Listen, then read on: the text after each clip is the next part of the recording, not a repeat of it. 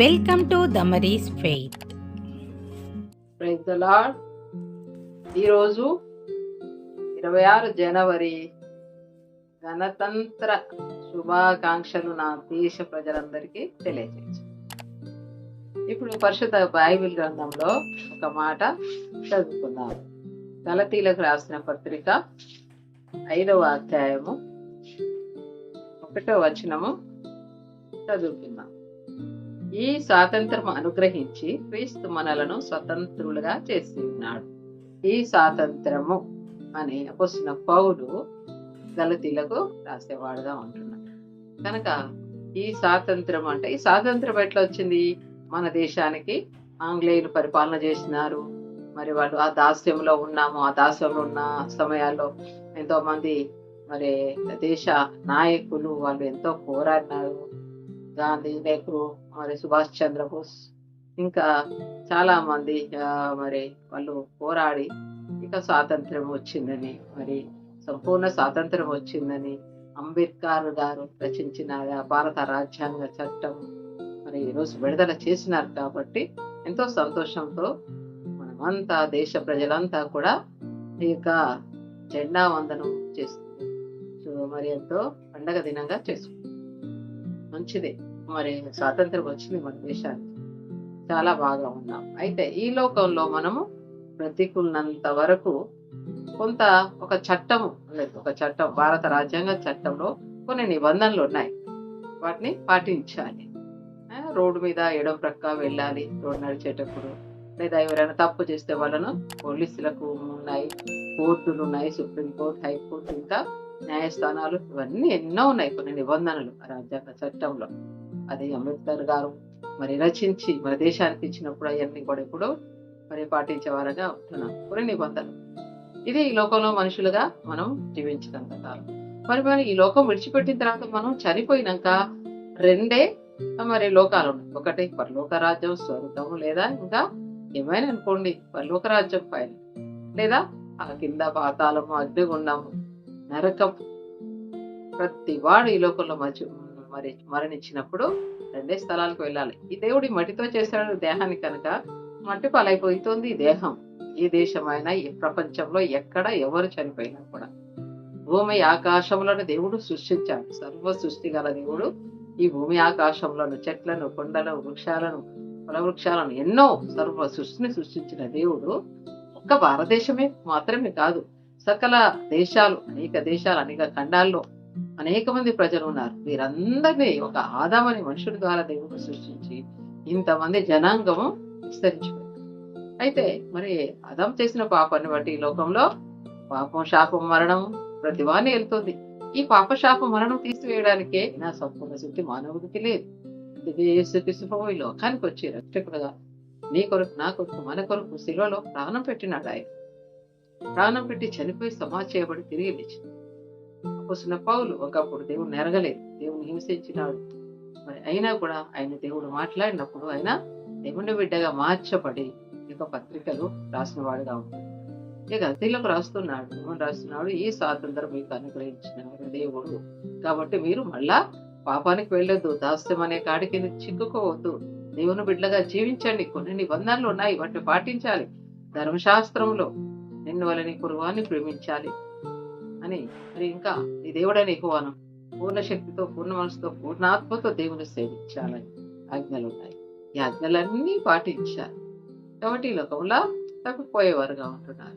కాబట్టి మరి ఈ విధంగా దేవుని ప్రజలుగా, దేవుని పిల్లలుగా చేయబడి దేవుని రాజ్యం, పరలోక రాజ్యం వెళ్ళాలి. కాబట్టి ఎన్ని పుణ్య కార్యాలు, దాన ధర్మాలు చేసినా కూడా యేసుప్రభు రక్తం లేకుండా పరలోక రాజ్యం చేరలేదు. అయితే ఇక్కడ బైబిల్ గ్రంథంలో ఒక కుటుంబాన్ని మనము చూస్తాం, ఒక వ్యక్తిని చూస్తాం.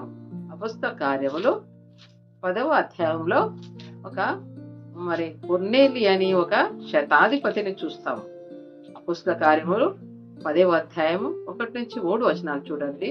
ఇటలీ పటాలం అనబడిన పట్టణంలో శతాధిపతి అయిన కొర్నేలి అను భక్తుడు కైసరయిలో ఉండేది. అతడు తన ఇంటి వారందరితో కూడా దేవుని యందు భయభక్తులు గలవాడై ఉండి ప్రజలకు బహుధర్మము చేయుచు ఎల్లప్పుడూ దేవునికి ప్రార్థన చేయుచుండువాడు. పగలు ఇంచుమించు 3 గంటల వేళ దేవుని దూత అతని యుద్ధికి వచ్చి కొర్నేలి అని పిలుచుట దర్శనమందు తేటగా అతనికి కనబడెను. పుస్తకారం 10వ అధ్యాయం 1, 2, 3 వచనాలు చదివాము. అయితే ఇక్కడ ఒక కుటుంబాన్ని చూస్తున్నాము. అందులో మరి కుటుంబ యజమానుడు ఎవరు అంటే కొర్నేలి. కొర్నేలి శతాధిపతి, అంటే 100 మందికి ఆయన మిలిటరీ ఆఫీసర్. అటువంటి మిలిటరీలో చేస్తే ఆ ఆఫీసరు ఆయన 100 మందికి అధికారి. ఆయన ఇంటి వారందరూ, తన కుటుంబం అంతా కూడా దేవుని యందు భయభక్తులు కలిగి ఉన్నారు. దేవునికి ప్రార్థన చేస్తున్నారు. అంతేకాదు ధర్మ కార్యాలు చేస్తున్నారు. అనేకులకు పుణ్య కార్యాలు చేస్తున్నారు. ఇంత ధర్మ కార్యాలు చేసినా, పుణ్య కార్యాలు చేసినా కూడా ఆయనలో ఏదో ఒక లోటు ఉంది, వెలితి ఉంది. ఆ లోటు ఏంటో తనకు తెలియదు. తను ప్రార్థన చేస్తూనే పోతూ ఉన్నాడు కుటుంబం అందరితో కలిసి. అలాంటి సమయంలో ఆ యొక్క కొర్నేలిని కూర్చోబెట్టి ఇంటి వారందరికీ దేవుని వాక్యం చెప్పినాడు. పేతురు, నజరేయుడైన యేసుక్రీస్తు ప్రభువారు ఆయన రక్తం కార్చినాడు, ప్రాణం పెట్టినాడు, చనిపోయి సమాజం తిరిగి లేచినాడు, ఆయన గొప్ప దేవుడు అని చెప్తుంటే వాళ్ళందరూ వింటా ఉన్నాడు. ఆయన ద్వారానే రక్షణ, నేనే సత్యం, మార్గం, జీవం అని చెప్పాడు. కాబట్టి ఆయన ద్వారానే రక్షణ. నువ్వు ఎన్ని పుణ్యకార్యాలు చేసినా, ఎన్ని ధర్మ కార్యాలు చేసినా, దేవదూత వచ్చి నీకు కనబడి నీతో మాట్లాడినా కూడా ఏమైనా యేసు రక్తంతో కడగబడితే తప్ప, పాపాలు క్షమించబడి దేవుని బిడ్డగా చేయబడితే తప్ప, మారు మనసు పొందితే తప్ప దేవుని రాజ్యము చేరలేరని ఆ యొక్క వాక్యం చెప్తూ వచ్చాడు. ఆ పేతురు చెప్పినప్పుడు వెంటనే వాళ్ళ మీదకి పరిశుద్ధాత్మ, వాళ్ళు పాపాలు ఒప్పుకుంటుండ్రు, వాళ్ళ పాపాలు వాళ్ళకి తెలియబడతా ఉన్నాయి. వాళ్ళంతా ఇంకా మోకరించి ఇంకా ఏడుస్తున్నారు, వాళ్ళ పాపాల కోసమై పశ్చాత్తాపడుతున్నారు. వెంటనే పరిశుద్ధాత్మ వారి మీదకి వచ్చినప్పుడు వాళ్ళు ఏం చేస్తున్నారు? దేవుని స్తుతిస్తున్నారు, దేవుని ఆరాధిస్తున్నారు. రకరకాల మనుషులు అక్కడ చేరినారు కాబట్టి వాళ్ళ సొంత భాషతో దేవుణ్ణి స్తుతిస్తూ ఆరాధిస్తున్నారు. పచ్చగా అప్పుడు చూసి మరి పేతురు ఆశ్చర్యపోయినాడు. తనతో వచ్చిన కొంతమంది, తర్వాత తనతో వచ్చిన 3, వీళ్ళంతా మరి కలిసి అక్కడ చూసి ఆశ్చర్యపోయినారు. అయ్యో, ఈ అన్యజనుల మీద కూడా పరిశుద్ధాత్మ కుమ్మరించబడిందా? యూదులం మేము, దేవుని పిల్లలం, దేవుని శిష్యులము, మా మీదనే విశ్వాసుల మీదనే పరిశుద్ధాత్మ వస్తుంది, మరి పరిశుద్ధాత్మతో ప్రవచిస్తారు, ప్రార్థన చేస్తారు అనుకుంటాం. కానీ ఈ అన్యజనులు కదా, వీళ్ళ మీద కూడా పరిశుద్ధాత్మ కుమ్మరించబడిందని వాళ్ళు చూసి ఆశ్చర్యపోయి అప్పుడు ఇంకా పేతురు అంటాడు, ఈ విధంగా వారి పాపాలు క్షమించబడ్డాయి, పరిశుద్ధాత్మ వరం పొందినారు, దేవుని స్తుతిస్తున్నారు, ఆరాధిస్తున్నారు. ఇటువంటి వాళ్ళకు బాప్తిస్మం ఇవ్వకుండా ఆటంకమేమని వెంటనే పేతురు వాళ్ళకి యేసుక్రీస్తు నామమున ఆ యొక్క నీటిలో వాళ్ళకు బాప్తిస్మం ఇచ్చినప్పుడు ఆ దేవుని దయగల మాటలు పేతురు నోటి నుంచి ఇవన్నీ విని వాళ్ళు రక్షణ పొంది బాప్తిస్మం తీసుకొని అప్పుడు పేతురును బ్రతిమలాడు, అయ్యా కొన్ని రోజులు మా దగ్గర ఉండు, ఇంకా కొంత వాక్యం మేము వినాలి, మాకు ఎంతో ఆశగా ఉంది, దేవుని గురించి ఇంకా తెలుసుకోవాలి, మేము రక్షించబడి నీ బాప్తిస్మం తీసుకున్నప్పటికీ ఇంకా మాకు కొంచెం వాక్యం కావాలి, అయ్యా కొన్ని రోజులు ఉండండి అని పేతురు అక్కడ బ్రతిమలాడి ఆ విధంగా వాళ్ళు ఉంచుకున్నవారు. ఇప్పుడు వాళ్ళంతా సంతోషించినారు.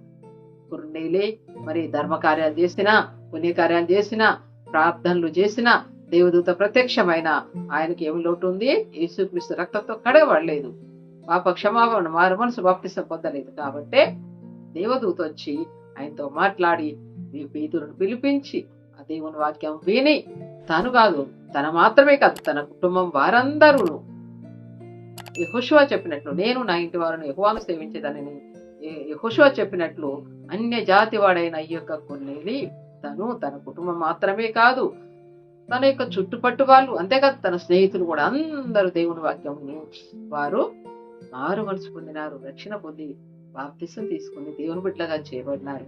వాళ్ళు వాక్యం విని ఎంతో సంతోషించినారు. వాళ్ళు దేవుని రాజ్యానికి అర్హులుగా చేయబడినారు. కనుక మన జీవితంలో యేసయ్యను ఎరిగితేనే పరలోక రాజ్యం. ఇంకా నీవు రక్షణ పొందలేదా? దేవుని మారు మనసు పొంది దేవుని అంగీకరించినావా? యేసుక్రీస్తు రక్తం ద్వారా మాత్రమే పరలోక రాజ్యం ఉన్నదని నువ్వు తెలుసుకున్నావా? తెలుసుకుంటే మరి ఇక్కడ పౌలు అంటున్నాడు, మరలా మీరు ఈ స్వాతంత్రం మీకు అనుగ్రహించినాడు దేవుడు.